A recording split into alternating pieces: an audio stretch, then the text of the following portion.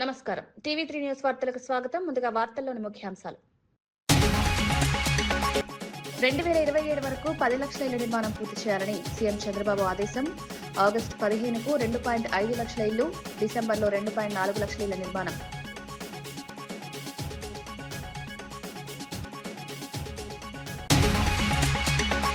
కొడంగల్ బాలాజీ ఆలయ పునర్నిర్మాణ పనులకు భూమి పూజ చేసిన సీఎం. అభివృద్ధి విషయంలో రాజకీయాలకు అతీతం, కొడంగల్ను రాష్ట్రానికే కాకుండా దేశానికి ఆదర్శంగా తీర్చిదిద్దుతామన్న రేవంత్ రెడ్డి.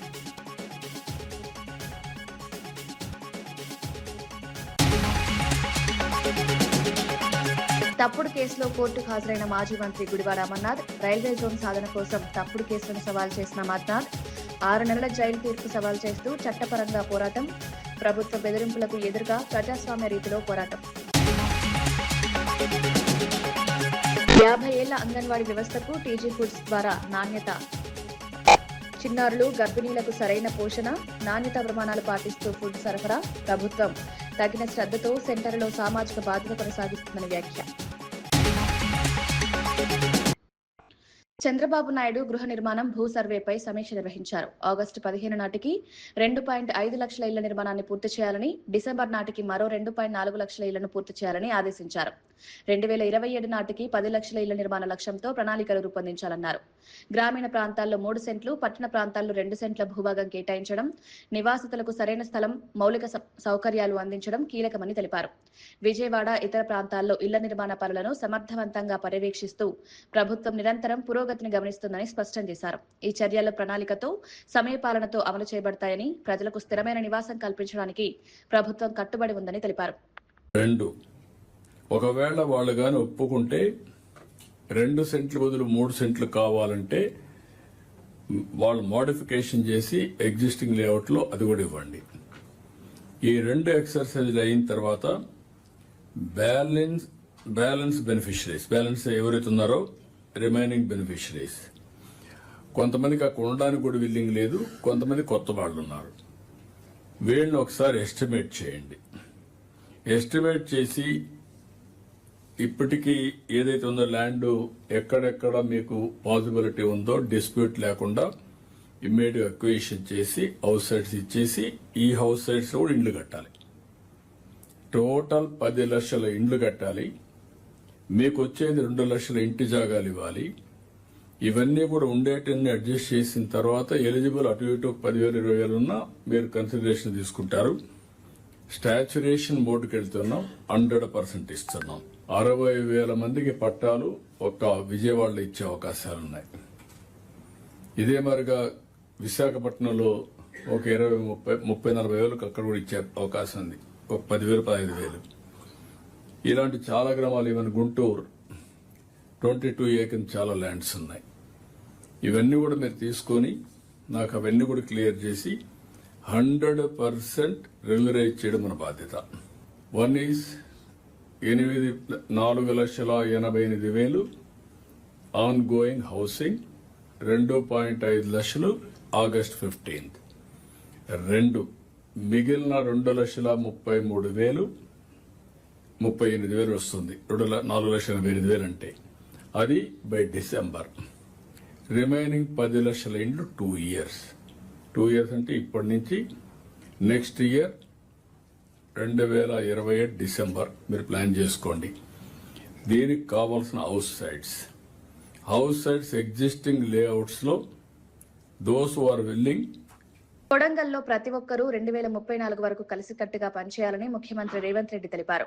రాజకీయాలు, పార్టీలు, గుంపులు, వ్యక్తిగత స్వార్థాలను పక్కన పెట్టి ప్రజాసేవకు, ప్రాంతీయ అభివృద్ధికి దృష్టి సారించాలని సూచించారు.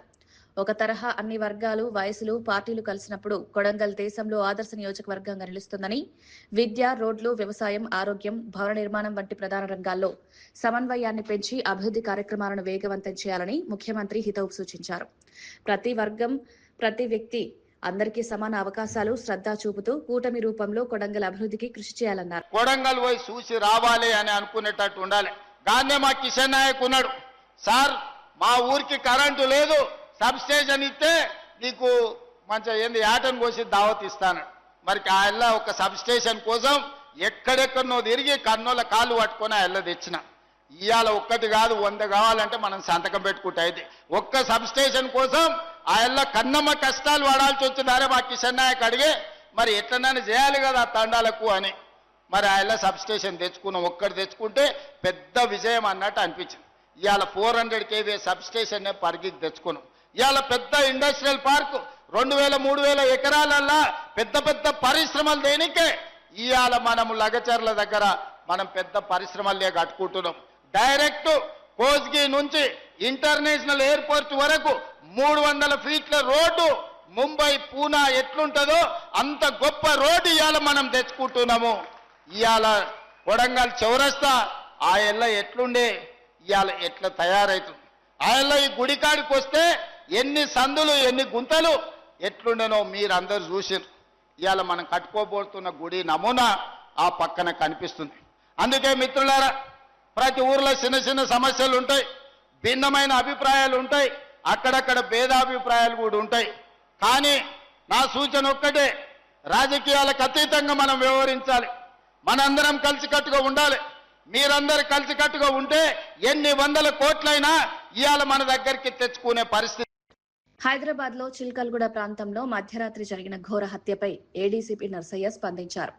ఆఘాతక హత్యకు బాధ్యులను తక్షణమే గుర్తించి నేరాలకు ఎదురుదెబ్బ ఇవ్వడానికి ప్రత్యేక బృందాలను ఏర్పరిచినట్లు తెలిపారు. సెంట్రల్ పోలీస్ విభాగం, స్థానిక పోలీస్ స్టేషన్లు వేగవంతమైన సర్వేల ద్వారా పరిస్థితిని పరిశీలిస్తున్నాయి. ఈ ఘటన తర్వాత నగరంలో రాత్రిపూట సర్వేలు పెంచి ప్రజల భద్రతను భరోసా ఇవ్వడం ముఖ్యమని పేర్కొన్నారు.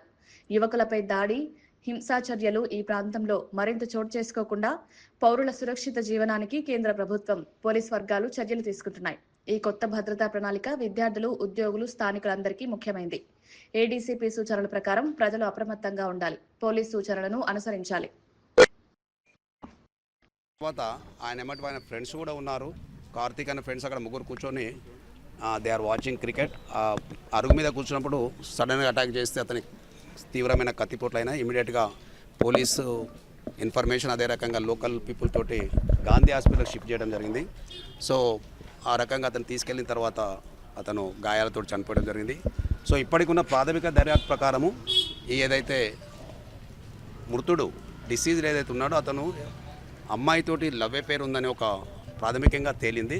సో అమ్మాయి ఆ విషయంలో అమ్మాయి బ్రదర్స్ వాళ్ళ ఫ్యామిలీ మెంబర్సు ఇంతకుముందు కూడా చాలాసార్లు వార్నింగ్ ఇచ్చినట్టు, ఒక 4 months క్రితం కూడా అతన్ని బెదిరించినట్టు తెలిసింది. బట్ ఇటువంటి ఇన్ఫర్మేషన్ మనకు పోలీస్ కంప్లైంట్ రాలేదు. సో లోకల్లో ఉన్న వాళ్ళు దాన్ని పాసిఫై చేసి వాళ్ళకు కాంప్రమైజ్, వాళ్ళు కూడా ఊహించలేదు ఇంత పెద్ద దురాఘాతం అవుతుందని. నిన్న అతని మీద అటాక్ చేయడం వల్ల అతను చనిపోయాడు. ఇమ్మీడియట్గా పోలీస్ రెస్పాండ్ అయింది. కేసు మర్డర్ కేసు కింద రిజిస్టర్ చేశాం. అతి త్వరలో అందరూ ఇన్వాల్వ్ అయిన రెస్పాన్సిబుల్ అయిన అందరు నిందితులను డీసీపీ గారి ఆధ్వర్యంలో, డీసీపీ గారు కూడా వస్తున్నారు, డీసీపీ గారి ఆధ్వర్యంలో, సిపి గారి పర్యవేక్షణలో అందరినీ కూడా అరెస్ట్ చేస్తాము. ఇమ్మీడియట్గా ఈ కేసులో మంచి దర్యాప్తు చేసి నిందితులకు అందరూ శిక్ష పడటకు అన్ని రకాల పోలీసు చర్యలు తీసుకుంటుంది. గతంలో నిందితుల మీద ఉన్నాయని తెలుస్తున్నది, మేము వెరిఫై చేస్తాం. ఇంతకుముందు కూడా ఆ ఫ్యామిలీకి, ఇంకో పక్క ఉన్న వేరే ఫ్యామిలీకి మనకు ఇన్సిడెంట్ అయింది. లాస్ట్ టైం కూడా 307 కేసు పెట్టడం జరిగింది. వాళ్ళని జైలు కూడా పంపించాం. వాళ్ళ మీద షీట్స్ కూడా ఓపెన్ ఉన్నాయి. సో మళ్ళీ ఇది ఒక ప్రేమ వ్యవహారం అని తెలుస్తుంది. నిజంగా అది ఏంది, what is the motive behind this murder అనేది మేము కొంచెం మీరు టైం ఇస్తే మేము దర్యాప్తులో మీ అందరికీ వివరాలు మళ్ళీ చెప్తాం. అటువంటిది ఇంకా మనకు దీంట్లో అటువంటి యాంగిల్ లేదు. అమ్మాయికి సంబంధించిన వాళ్ళే డైరెక్ట్గా ఇన్వాల్వ్ అయ్యి కొట్టడం జరిగింది. సో మనకు చూసిన వాళ్ళు ఐవేస్తున్నారు. సుపారీ గ్యాంగ్ అనే యాంగిల్ ఇందులో ఎక్కడ కూడా లేదు. ప్రాథమికంగా మనకు ఉన్నదాని ప్రకారం 5 members అనుకుంటున్నాం. దీని వెనక కూడా ఇంకెవరైనా కుట్ర ఉన్నారా, వాళ్ళకి సంబంధించిన ఎవరైనా కాన్స్పిరేటర్స్ ఉన్నారా, ఎవరైనా అబెటర్స్ ఉన్నారా, ఈ కేసులో ఈ కేసులో ఇన్వాల్వ్ ఉన్నా కానీ ఎవరిని కూడా వదిలిపెట్టము. తప్పకుండా అందరిని అరెస్ట్ చేస్తాము. అందరిని కోర్టు ముందట పెట్టి వాళ్ళకు శిక్ష పట్టేట్టు అన్ని రకాల చర్యలు మేము తీసుకుంటాం. సార్ ఇంట్లో డ్రగ్స్ తీసుకుంటున్నారని ఆరోపిస్తున్నారు సార్. చూస్తాం, అది కూడా వెరిఫై చేస్తాం. అరెస్ట్ చేసిన తర్వాత వాళ్ళకి డ్రగ్స్ టెస్ట్ చేస్తాం. ఇన్ కేసు డ్రగ్ ఉంటే ఆ సెక్షన్ కూడా పెడతాం. ఎవరు ఎలాంటి నేరానికి పాల్పడినా ఇది ఒక రకంగా అబ్బాయి మీద దాడి చేయడం అనేది ఎవరు కూడా సహించరు. సో చట్ట ప్రకారం అన్ని చర్యలు తీసుకొని వాళ్ళకు శిక్ష పడేంత వరకు కూడా మేము అన్ని రకాల చర్యలు తీసుకుంటాం. అది ఇంకా మనకు తెలియదు. ఇప్పుడు అది మనం ఈ స్టేజ్లో మనం చెప్పలేము. బట్ అది మోస్ట్లీ లేదని అనుకుంటున్నాం. But during course of investigation ఇంకా ఏం ఫ్యాక్ట్స్ వస్తాయి, ఏం నిజాలు బయటకు వస్తాయి అనేది మనం ఈ స్టేజ్లో చెప్పలేము. అది ఇప్పుడు చెప్పలేము ఆ స్టేజ్. ఇప్పుడు అమ్మాయిని ఇప్పుడు పిక్చర్లో తీసుకురావడం మాట్లాడడం అనేది అది ఒక ఇప్పుడు అసంభవం, ఇది అంతా కాదు. సో వెరిఫై చేస్తాం. మోటివ్ మాత్రం ఇప్పటికున్న ప్రాథమికంగా మాత్రం ఆ లవ్ అఫైర్ అనే విషయంలో అతని మీద దాడి చేసి హత్య చేయడం జరిగింది. మేము ఈ కుటుంబ సభ్యులకు కూడా మేము చెప్తున్నాం ఏంటంటే వాళ్ళు ఎలాంటి అపోహలు పోవద్దు. ఆ తల్లిదండ్రులు కూడా ఏదైతే చెప్తున్నారో ఎలాంటి అపోహలు పోవద్దు. తప్పకుండా చట్ట ప్రకారం వాళ్ళందరినీ చట్టం ముందు తీసుకొచ్చి చట్ట ప్రకారము చర్య తీసుకుంటాం. మళ్ళీ మీ అందరి సభాముఖం చెప్తున్నాం, వాళ్ళు కూడా ఎలాంటి ఈ దుందుడుకు చర్యలు చేసి వాళ్ళు మాకు పోలీసుకు సహకరించాలని మరొకసారి మీ అందరి ద్వారా ఆలోచిస్తాం. టీమ్స్ ఫామ్ అయిపోయినాయి, అన్నీ ఒక 5-6 టీమ్స్ ఫామ్ అయినాయి. We are on the job. ఇమ్మీడియట్గానే మేము వాళ్ళందరినీ అతి త్వరలో అరెస్ట్ చేస్తాము, అరెస్ట్ చూపిస్తాము. చట్టం ఇంకా నడుస్తున్నది, చెప్తాము అది మేము. పరువు హత్య లేదు ఇక్కడ, పరువు హత్య ఏం లేదు, పరువు హత్య అనేది యాంగిల్ లేదు. బట్ డ్యూరింగ్ ఇన్వెస్టిగేషన్లో ఏమొస్తుంది అనేది మనం చూస్తాం. ఇప్పుడు ఈ స్టేజ్లో ఇవన్నీ చెప్పడానికి లేదు. ఈ ప్రాథమిక ప్రిలిమినరీ స్టేజ్లో ఉన్నది ఇన్వెస్టిగేషన్. అన్ని యాంగిల్లో ఎక్కడ కూడా వాళ్ళకు నిందితులు తప్పించుకోకుండా కఠినమైన శిక్షలు వేసేటట్టు మేము మీరు ఇప్పుడు చెప్తున్నారు, మీరు అందరు చెప్తున్నారు అక్కడ అవుతున్నాయి అన్నారు. బట్ ఇన్సిడెంట్ అయిన తర్వాత మీరు రిపోర్ట్ చేస్తున్నారు. ఇన్సిడెంట్ కాకముందు ఎవరు కూడా చేయలేదు. మీరు చెప్పే కంప్లైంట్ నిజంగా మా వాళ్ళు యాక్షన్ తీసుకోకుండా డెఫినెట్గా వాళ్ళ మీద యాక్షన్. మీ కంప్లైంట్ ఇస్తే 2 నెలల్లో 3 హత్యలు అనేది మరి నాకైతే తెలియదు. ఏమని అన్ని ఆరోపణలను పరిగణలో తీసుకుంటాం. వాళ్ళ క్రిమినల్ రికార్డు అంతా తీసుకుంటాం. వాళ్ళని అన్ని రకాలుగా కట్టడి చేయడానికి అన్ని ప్రయత్నాలు చేస్తాం.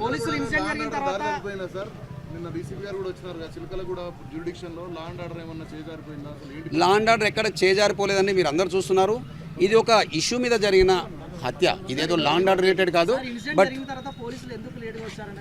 లేట్ ఎక్కడ రాలేదు, ఇమ్మీడియట్. నేనే నైట్ డ్యూటీ ఉన్నాను, ఇమ్మీడియట్ రష్ వచ్చాము. అన్నీ వచ్చాను, నేను నైట్ డ్యూటీ ఉన్నాను. రాత్రి కొడంగల్లో 1972లో కొలువుదీరిన శ్రీ వెంకటేశ్వర స్వామి ఆలయం సుమారు 6 ఎకరాల విస్తీర్ణంలో పునర్నిర్మాణం అవుతోంది. ఈ ప్రత్యేక ప్రాంగణంలో భూమి పూజ కార్యక్రమంలో ముఖ్యమంత్రి రేవంత్ రెడ్డి, వైద్య ఆరోగ్య కుటుంబ సంక్షేమ శాఖ మంత్రి శ్రీ దామోదర రాజనరసింహ పాల్గొన్నారు. పునర్నిర్మాణ కార్యక్రమం అత్యద్భుతంగా, సౌందర్యవంతంగా, భక్తులకు సౌకర్యవంతంగా తీర్చిదిద్దబడుతుంది. ఆలయ నిర్మాణం ప్రాదేశిక అభివృద్ధికి, ప్రాంతీయ పర్యాటక ఆకర్షణకు, భక్తుల కోసం సౌకర్యాలు అందించడానికి కీలకం. మంత్రివర్యులు, భక్తులు, పర్యాటకులు ఆలయాన్ని సౌకర్యంగా ఉపయోగించగలిగేలా ప్రతి విభాగాన్ని పరిశీలించాలని, ప్రాజెక్టు నాణ్యత, భద్రతపై సూత్రపూర్వక నియంత్రణ తీసుకోవాలని సూచించారు. ఈ పునర్నిర్మాణం ప్రజాస్వామ్య ప్రభుత్వం వైపు మానవత, సాంస్కృతిక బాధ్యతగా భావిస్తామని, భక్తులకు సౌకర్యం, సుందరత, భద్రత కల్పించడం ప్రధాన లక్ష్యమని తెలిపారు. మానవత్వం ఫరిడిల్లాలే, భక్తి శ్రద్ధలతోటి జీవించాలే. ఇలాంటి అద్భుతమైన ఆలోచన, ఒక కమిట్మెంట్, ఓ నిబద్ధత అనేది చాలా మంది ప్రజా నాయకులకు ఉండదు. ఇది నాకు వ్యక్తిగతంగా, లేదా మీకు, లేదా వేదిక పైన ఉన్న అందరికీ మనమందరం అదృష్టవంతులం. ఇలాంటి సువర్ణమైన అవకాశం మనకు రావడము, ఈ శిలాశాసనంలో పూజల్లో మేము పాల్గొనడము నేను వ్యక్తిగతంగా అదృష్టవంతునిగా భావిస్తాను. Hyderabad agriculture market committee vice chairman Shri Kotla Srinivas గారు కేటీఆర్ చేసిన రాహుల్ గాంధీ, సీఎం రేవంత్ రెడ్డి గారులపై అనుచిత వ్యాఖ్యలను తీవ్రంగా ఖండించారు. రాహుల్ గాంధీ కుటుంబం దేశానికి చేసిన త్యాగాలను, ముఖ్యమంత్రి రేవంత్ రెడ్డి సాధారణ స్థాయి నుంచి అధికారం చేపట్టి ప్రజల సంక్షేమం కోసం చేస్తున్న కృషిని గౌరవించాల్సిందని పేర్కొన్నారు.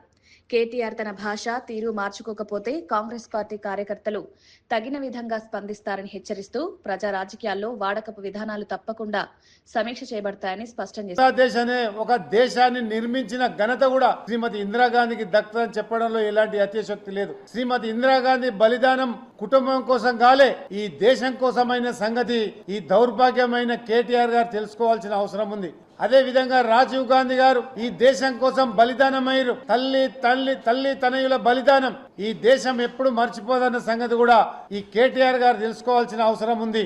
అదే విధంగా 2004లో యూపీఏ ప్రభుత్వం ఏర్పడ్డప్పుడు శ్రీమతి సోనియా గాంధీ గారికి ప్రధానమంత్రి అవకాశం వస్తే ఒక ఆర్థికవేత్త అయిన మన్మోహన్ సింగ్ గారికి ప్రధానమంత్రి పదవికి పట్టం కట్టారు. అంటే ఒక త్యాగాల కుటుంబం. అదే విధంగా రాహుల్ గాంధీ గారు కూడా 2009లో ప్రధానమంత్రి అవకాశం వస్తే కూడా డాక్టర్ మన్మోహన్ సింగ్ గారి మద్దతు తెలిపి ఏదైతే ప్రధానమంత్రి చేశారు. అదే విధంగా ఈ త్యాగాల కుటుంబం బలిదానాల కుటుంబం గురించి మాట్లాడే స్థాయి కేటీఆర్ గారికి లేదు. తస్మత్ జాగ్రత్త అని సందర్భంగా మనం చేస్తాను. అదే విధంగా రాష్ట్ర ముఖ్యమంత్రి రేవంత్ రెడ్డి గారి పట్ల పిచ్చి పిచ్చిగా మాట్లాడితే ఒక జెడ్పీటీసీగా, ఒక ఎమ్మెల్సీగా, ఎమ్మెల్యేగా, ఎంపీగా, కాంగ్రెస్ పార్టీ వర్కింగ్ ప్రెసిడెంట్గా, రాష్ట్ర కాంగ్రెస్ పార్టీ అధ్యక్షునిగా, అదే విధంగా ఇలా రాష్ట్ర ముఖ్యమంత్రిగా ఒక ప్రజాపాలన చేస్తున్న ముఖ్యమంత్రి పైన నువ్వు వరంగల్ గడ్డ మీద నువ్వు పిచ్చి పిచ్చి మాటలు మాట్లాడితే కాంగ్రెస్ పార్టీ కార్యకర్తలు చూస్తూ ఊరుకో. తస్మత్ జాగ్రత్త. గతంలో మీరు ఆర్థిక విధ్వంసం చేసిర్రు, గతంలో మీరు అవినీతి పాల్పడ్డారు. మీ కుటుంబానికి మాత్రం.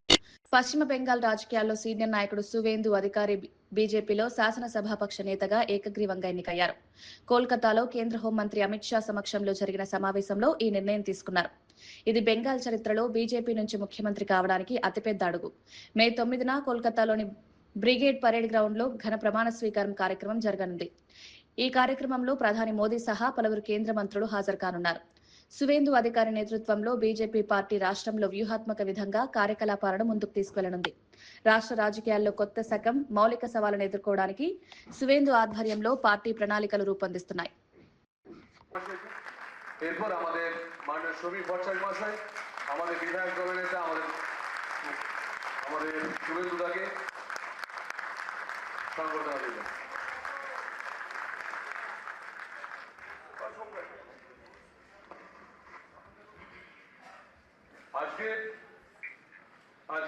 अभी कुछ समय पहले ही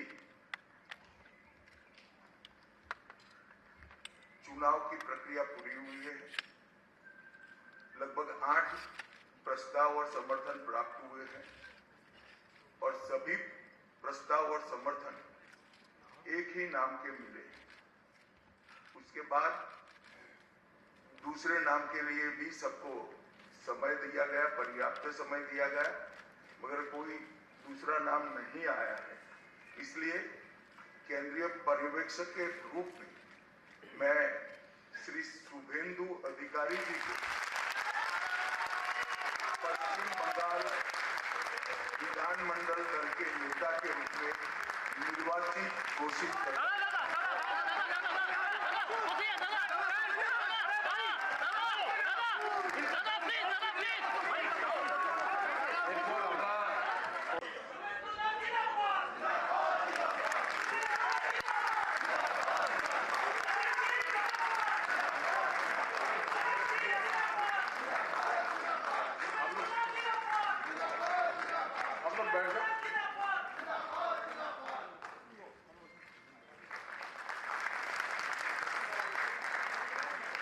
আমাদের উড়িষ্যার সিএম আমাদের মোহন মাঝিজি সম্বর্ধনা করলেন। আমাদের বিধায়ক দলনেতা মাননীয় শুভেন্দু অধিকারী মহাশয়, এরপর আমাদের মাননীয় শ্রমিক ভট্টাচার্য মহাশয় আমাদের বিধায়ক দলনেতা আমাদের শুভেন্দুদাকে সম্বর্ধনা দিলেন।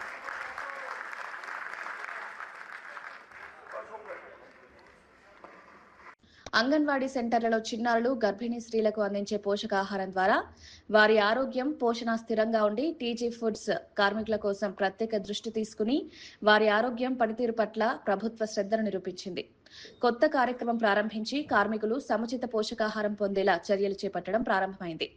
చైర్మన్ టి నిర్మలా జగ్గారెడ్డి ఈ విధంగా సెంటర్లలో తగిన నాణ్యత, భద్రత, సరైన సరఫరా కొనసాగించడం ప్రధాన లక్ష్యం. ప్రభుత్వ, ప్రైవేట్ భాగస్వామ్యంతో చిన్నారులు, స్త్రీలు ఆరోగ్యంగా ఉండే విధంగా నిరంతర ఫుడ్ సప్లై, నాణ్యత నియంత్రణ కొనసాగిస్తామని తెలిపారు.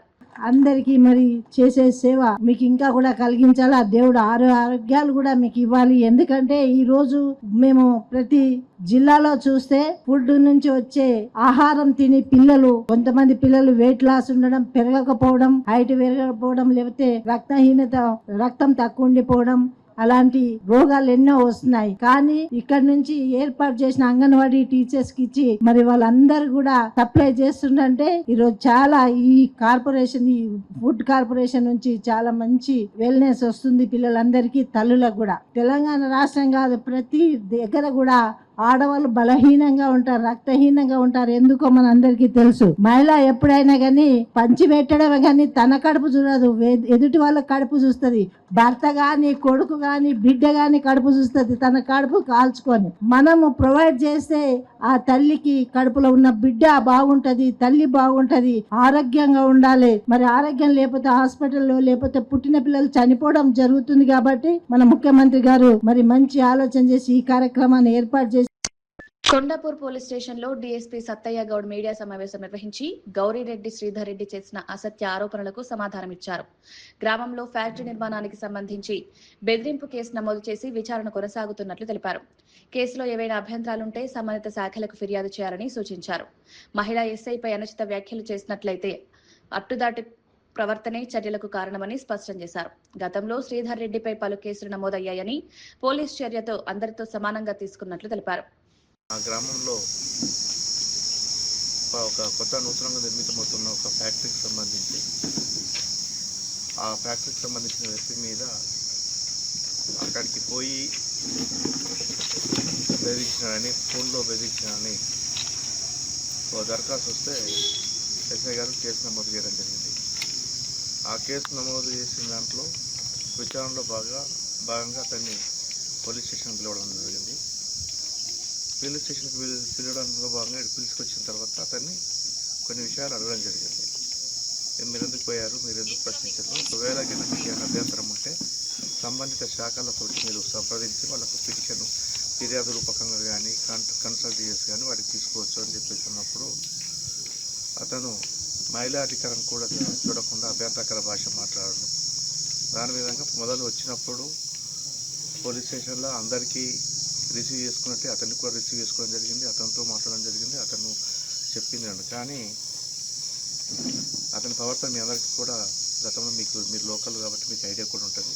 కొంత అభ్యంతరకరమైన భాష వాడడం వల్ల అతన్ని ఇప్పుడు ఆ రకం కింద కూర్చోబెట్టిండని చెప్పేసి అతను చెప్పుకుంటాడు. దానికి కారణం ఎవరు? ఆయన ప్రవర్తన. సరే, ఆ విషయం అది ఉంది. దాని మీద విచారణ జరుగుతుంది. దాని మీద దాని తదుపరి చర్య తీసుకుంటాం. కేసే లేదు అంటే అతను మీరు ఆ వీడియోలో మీరు చూస్తూ మీకు అందరికీ కూడా మీరు అంత చెప్తున్నాం. నాకు కేసు అవుతుందని తెలుసు, నేను తెలిసే చేసినా అని చెప్పేసి స్పష్టంగా ఆయన ఒప్పుకోవడం జరుగుతుంది. చట్టం పట్ల ఎంత దాని గురించి విధేయత ఉంది, చట్టం పట్ల ఏ రకమైనటువంటి అభిప్రాయం ఉందని దాన్ని బట్టి మీరు అర్థం చేసుకుంటారు. అతనే చెప్తుండు, నేను కూడా చూసిన ఫుటేజ్ క్లిప్పింగ్. నాకు కేసు అవుతుంది అని తెలిసి ఉంటే ఇప్పుడు నిజమే. దానికి ఇప్పుడు ఆ విలేజ్లో పోలీసు వారు దాంట్లో దేవాలయాలకు ఇచ్చిన దానికి వ్యతిరేకం కాదు. ఆడ ఈ పల్లె ప్రకృతి వనం చెట్లు చేయడం దాంట్లో మాకు సంబంధం. దానికి సపరేట్ డిపార్ట్మెంట్ ఉంది, సపరేట్ డిపార్ట్మెంట్ వాళ్ళు డీల్ చేస్తారు. ఇంకా రోడ్డు వాటికి కూడా ఉంటుంది. వాటికి ఏవి కూడా మాకు సంబంధం లేదు. వాటికి ప్రతి డిపార్ట్మెంట్ ప్రతి ఒక్క పనికి ఒక శాఖ ఉంది. ఆ శాఖ వాళ్ళు దానికి సంబంధించేసి వాళ్ళు చూస్తారు. ఇప్పుడు ఎవరికైనా ఏమైనా అభ్యంతరాలు ఉంటే అతనే కాదు ఇంకెవరికైనా కానీ, ఆ ఊరు వాళ్ళు కాదు వేరే ఎవరికైనా కానీ ఎవరికైనా అభ్యంతరం ఉంటే ఖచ్చితంగా సంబంధిత శాఖతోటి సంప్రదించి దాంతో తగు చర్యలు తీసుకోవడానికి ప్రతి వ్యక్తికి, భారతదేశంలో ఉన్న ప్రతి ఒక్కరికి స్వేచ్ఛ ఉంది. పోలీసు వారిని దాంట్లో డబ్బులు తిన్నారు ఆరోపణలు ఉంటే, ఒకవేళ నిజంగా ఆయన దగ్గర ఆధారాలు ఉంటే మా పై అధికారులు ఉంటారు, మా పై అధికారుల దగ్గర పోయి సంప్రదిస్తే ఖచ్చితంగా వాళ్ళు విచారణ చేస్తారు. దానికి అనుగుణంగా లభించిన సాక్ష్యాధారాలకు ఆధారంగా చర్యలు తీసుకుంటారు. కానీ ఈ రకంగా చేయడము ఇదంతా ఒక రకంగా బెదిరింపు చేసే కార్యక్రమంలో భాగమని నేను చెప్తాను. ఎందుకంటే అతను నా మీద కేసులు లేవు అని చెప్పేసాను. అతని మీద ఒక 5 కేసులు ఈ కేసులో కలుపుతాను. గతంలో నేను ఈ హంగర్లో పనిచేస్తున్న కాలంలో గతంలో ఒక ప్రైవేటు ఈ వెంచర్ వాళ్ళతోటి ఏదో మధ్యవర్తి 1975లో ప్రధాని ఇందిరాగాంధీ చేత ప్రారంభించిన అంగన్వాడీ వ్యవస్థ పేదల కడుపు తడమే విధంగా సేవలందించింది. ప్రస్తుతం ఈ సెంటర్లో టీజీ ఫుడ్స్ ద్వారా చిన్నారులు, గర్భిణీ స్త్రీలకు పోషకాహారం సరఫరా అవుతోంది. సీతక్క పంచాయతీరాజ్, గ్రామీణాభివృద్ధి, స్త్రీ శిశు సంక్షేమ శాఖ మంత్రి ఆహార నాణ్యత ప్రమాణాలను తప్పనిసరిగా పాటించాలన్నారు. చిన్నారుల ఆరోగ్యం, భద్రత, పోషణకు ప్రాధాన్యత ఇవ్వడం ముఖ్యమని స్పష్టం చేశారు. టీజీ ఫుడ్స్ సప్లైలో ఖచ్చితమైన నియంత్రణ, నాణ్యతా ప్రమాణాలను పాటించడం ద్వారా పిల్లలు, స్త్రీలు ఆరోగ్యంగా ఉండేలా ప్రభుత్వం కృషి చేస్తుంది. మహబూబ్నగర్ జిల్లా నుంచే బూరుగుల రామకృష్ణారావు గారు కూడా రావడం జరిగింది. ఈనాటి ముఖ్యమంత్రి గారు కూడా రేవంత్ రెడ్డి గారి జిల్లా నుంచి ఆనాడు 75లో పేద పిల్లల కడుపు నింపాలి అని, పేద పిల్లలు ఆకలితో అల్మటించవద్దని అంగన్వాడీ సెంటర్స్ను ప్రారంభించినటువంటి మహనీయురాలు, ఉక్కు మహిళ మరి స్వర్గీయ ఇందిరమ్మ గారు అని ఈ సందర్భంగా తెలియజేస్తా ఉన్నాను. ఆనాడు ప్రారంభించినటువంటి అంగన్వాడీ సెంటర్స్ కు మరి ఈ యొక్క టీజీ ఫుడ్ ఇక్కడ నుంచి అన్ని ఉమ్మడి ఆంధ్రప్రదేశ్ లోని అన్ని అంగన్వాడీ సెంటర్స్ లోకి ఫుడ్ ను పంపించి పిల్లల యొక్క ఆహార భద్రతను పర్యవేక్షించినటువంటి పరిస్థితి, ఆహార భద్రతను కల్పించినటువంటి విషయం మనం గుర్తుపెట్టుకోవాలి. అంత మహా గొప్ప ప్రదేశం ఈ రోజు ఈ యొక్క టీజీ ఫుడ్ సెంటర్. ఇక్కడ పనిచేస్తున్నటువంటి కార్మికులకు అనేక రకాల సమస్యలు ఇంకా ఉండొచ్చు, కానీ మనం పెట్టే ఫుడ్ బాలామృతం కానీ, బాలామృతం ప్లస్ కానీ, మరి ఇన్స్టెంట్గా రేపు నుంచి తొలి ముద్ద కానీ, ఇవన్నీ ఈ దేశ భవిష్యత్తు కోసం మన పిల్లల్ని బలంగా, వాళ్ళ బాల్యాన్ని బలంగా ఉండేందుకు తయారు చేసేటువంటి ఫుడ్ ఇక్కడ మీ చేతుల మీదుగా తయారవుతుంది. అందుకని ఏ చిన్న మిస్టేక్ అయినా ఇవాళ ఈ సమాజము, ఒక జనరేషను అనారోగ్యం పాలవుతుంది. అందుకనే ఇక్కడ నుంచి వచ్చే ప్రతిదీ కూడా చెక్ చేసుకొని ఏ అధికారి కానీ, ఏ కార్మికులు కానీ అశ్రద్ధ చేయొద్దు. ఇక్కడ నుంచి పోయేది తినే దాంట్లో మన పిల్లలు ఉంటారు, మన చుట్టాల పిల్లలు ఉంటారు, మన ఊరు పిల్లలు ఉంటారు, మన ఇంటి పక్క పిల్లలు ఉంటారు. అదే కాకుండా మన దేశ భవిష్యత్తు పిల్లలు. కాబట్టి అత్యంత జాగ్రత్తగా మనము ప్రతిదీ కూడా ఇక్కడ దృష్టి పెట్టుకొని తీసుకోవాలని కోరుకుంటూ, మరి ఇప్పటి వరకు ఈరోజు గెయిన్ ప్లాంట్ ఏదైతే మనము శంకుస్థాపన చేసుకున్నామో, భూమి పూజ చేసుకున్నామో, చాలా సంవత్సరాలుగా అది పెండింగ్ ఉంది. దాని మూలంగా కార్మికులకు కూడా కొంత బర్డెన్ ఉండొచ్చు. కానీ ఈరోజు అది తొందరగా కంప్లీట్ చేసుకుంటే ఇంకా నాణ్యమైనటువంటిది మనం అందించగలుగుతాం.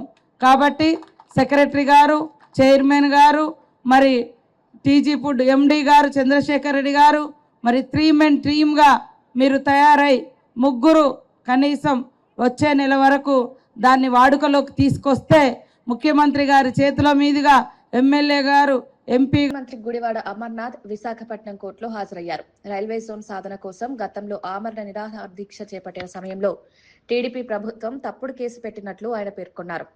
కోర్టు 6 నెలల జైలు శిక్ష విధించింది. అమర్నాథ్ గారి ఈ తీర్పును సవాల్ చేస్తూ చట్టపరంగా పోరాడుతున్నట్లు, ప్రభుత్వ బెదిరింపులకు అతన్ని తట్టిపెట్టలేరని స్పష్టం చేశారు. ఆయనకు మద్దతుగా ప్రజాస్వామ్య రీతిలో పోరాటం కొనసాగుతున్నట్లు బహిరంగంగా తెలిపారు. మాజీ మంత్రి వచనాలను అవమానంగా తీసుకోకుండా చట్టపరంగా సమస్యల పరిష్కారం కోసం పోరాడతామని చెప్పారు.